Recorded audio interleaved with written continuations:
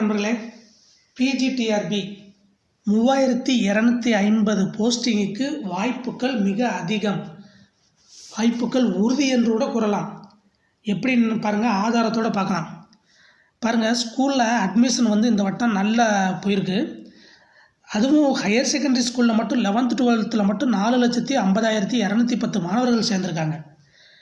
இதில் available teachers பார்த்தீங்கன்னா 84,025 பேர். உங்களுக்கு தெரியும், ஏற்கனவே இப்போ இருக்கிற ரேஷியோ 1:40.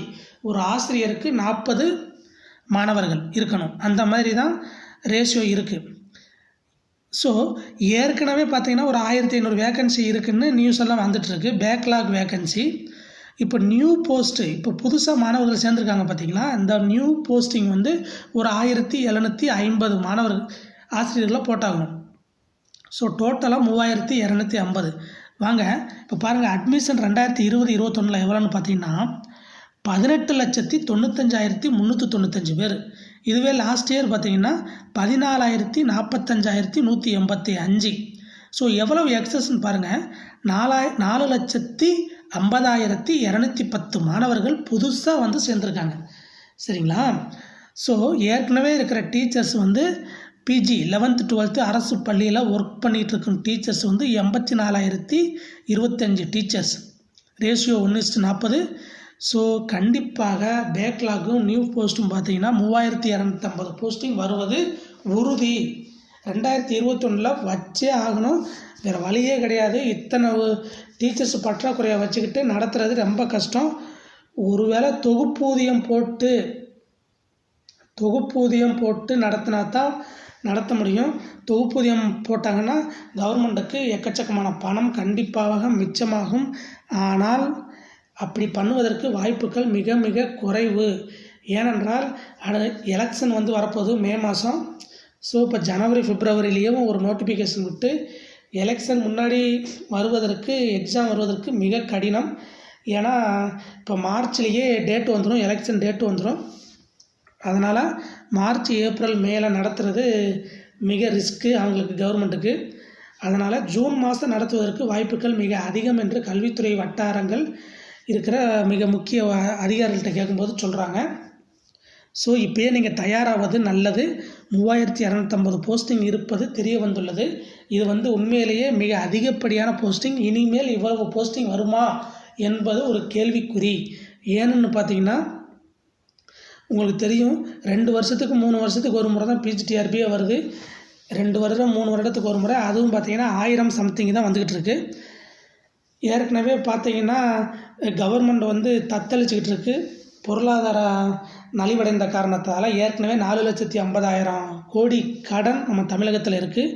ஸோ புதுசாக வேக்கன்சி க்ரியேட் பண்ண வேண்டியிருக்கு. நியூ போஸ்ட்டை க்ரியேட் பண்ணோம்னா ஒரு ஆசிரியருக்கு கிட்டத்தட்ட வருடத்திற்கு பார்த்திங்கன்னா 5 லட்சம் 6 லட்ச ரூபா சம்பளம் தர வேண்டியிருக்கும். ஸோ 1750 ப்ளஸ் ஒரு 5 லட்சம்னு பார்த்திங்கன்னா கவர்மெண்ட்டுக்கு பட்ஜெட்டில் போடுறதுக்கு கண்டிப்பாக பழையபடிக்கு கடன் தான் வாங்கியாகணும். ஸோ என்ன பண்ண போகிறாங்கன்னு தெரியல. எனவே 3250 வேக்கன்சி இருப்பது உறுதிங்க. கண்டிப்பாக 2021 பிஜிடிஆர்பி கால்ஃபர் பண்ணுவாங்க. கால்ஃபர் பண்ணி அந்த வருடமே எலெக்ஷன் வச்சு அந்த வருடமே தேர்வு வச்சு அந்த வருடமே என்ன பண்ணுவாங்க, பணியை நிரப்ப வாய்ப்புகள் மிக மிக மிக அதிகம். எனவே படிச்சுட்டு இருக்கிறவங்க உடனே படிக்க ஆரம்பிங்க. படிப்பதற்கு தாமதப்படுத்தி கொண்டே இருந்தால் அப்புறம் ரிவைஸ் பண்ணுறதுக்கு உங்களுக்கு டைம் கிடைக்காது. ரிவைஸ் பண்ணாமல் போனீங்கன்னா 75 மார்க் வாங்குவது விட கடினம் 150க்கு. பல நண்பர்கள் அவ்வாறு தான் கூறுகிறார்கள். நாங்கள் நல்லா தாங்க படித்தோம், எல்லாமே படித்தோம், ஆனால் ரிவைஸ் பண்ணுறதுக்கு டைம் இல்லை. ரிவைஸ் பண்ணால் தான் உங்களுக்கு ஆன்சர் டக்கு டக்கு டக்குன்னு அடிக்க முடியும். இல்லைன்னா கண்டிப்பாக கன்ஃபியூஷன் ஏற்படும். கன்ஃபியூஷன் ஏற்பட்டுச்சுன்னா இதுவா அதுவான்னு யோசிக்கிறதுக்கே டைம் ஆகிரும். கிட்ட நீங்கள் 150 மார்க்கு 3 மணி நேரம் தான் டைம். அங்கே போய் யோசிச்சுக்கிட்டு இருந்தீங்கன்னா ஒரு கொஸ்டினுக்கு டைம் எடுத்துக்கிட்டிங்கன்னா 5 நிமிஷம் 3 நிமிஷம் 2 நிமிஷம் எடுத்துக்கிட்டிங்கன்னா மீதி இருக்கிற கொஸ்டின்ஸுக்கு உங்களால் கரெக்டான ஆன்சர் பண்ண முடியாமல் ஒரு பதட்டம் ஏற்பட்டு கண்டிப்பாக உங்களுக்கு தெரிந்த ஆன்சரோட என்ன பண்ணிட்டு வந்துடுவீங்கன்னா தவறுதலாக விடையளித்து வந்து விடுவீர்கள். 2வது, இப்போ கம்ப்யூட்டரில் டெஸ்ட் வைக்கிறதால தயவுசெய்து கம்ப்யூட்டரில் கொஞ்சம் ட்ரைனிங் எடுத்துக்கோங்க. கம்ப்யூட்டரே கொஞ்சம் கூட தெரியாதுன்னா அட்லீஸ்ட் உங்கள் வீட்டில் இருக்கிற ஒரு லேப்டாப்லேயோ இல்லைன்னா சென்டரில் இருக்கிற லேப்டாப்லேயோ அந்த போன வருடமெல்லாம் மாடல் கொஸ்டின் விட்டுருந்தாங்க. அதை எப்படி எழுதுறதுன்னு ஒரு தடவை பாருங்கள். ஏற்கனவே போனவங்களுக்கு பிரச்சனை இல்லை.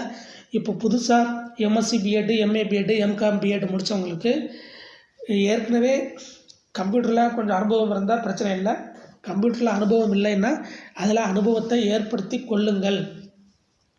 இல்லைன்னா எனக்குள்ளே ஒரு பதட்டம் ஏற்பட வாய்ப்பு உண்டு. இது வரைக்கும் நீங்கள் மேக்ஸிமம் பேப்பர்லேயே எழுதியிருப்பீங்க. இனிமேலெல்லாம் ஆன்லைனில் தான் தேர்வு வரும். எனவே தயவுசெய்து ப்ரிப்பேர் பண்ணிக்கொள்ளுங்கள். வேலை வருவது உறுதி. இப்பொழுதே தயாரானால்தான் உங்களால் வெற்றி அடைய முடியும். நோட்டிஃபிகேஷன் வந்த பிறகு நாம் தயாராகலாம் என்று நினைத்தீர்கள் என்றால் கண்டிப்பாக மிக கடினம் நண்பர்களே. இதே போன்ற வீடியோக்களை பெற நம்ம சேனலை சப்ஸ்கிரைப் பண்ணுங்கள். வீடியோ பிடிச்சிருந்தா லைக் பண்ணுங்கள், உங்கள் ஃப்ரெண்ட்ஸுக்கு ஷேர் பண்ணுங்கள். வீடியோவில் கீழே கமெண்ட் பண்ணுங்கள். தேங்க்யூ.